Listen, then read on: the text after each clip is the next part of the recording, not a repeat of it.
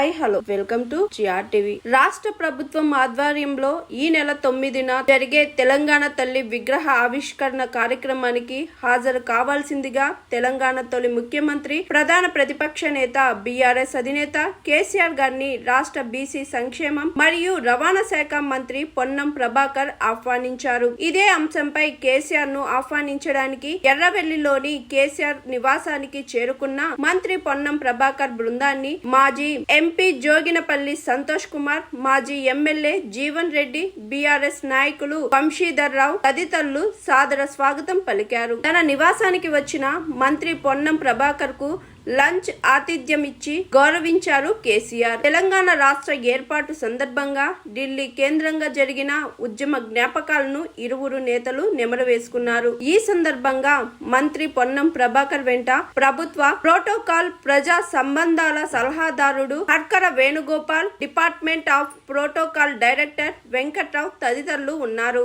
Hi, this is Swathi.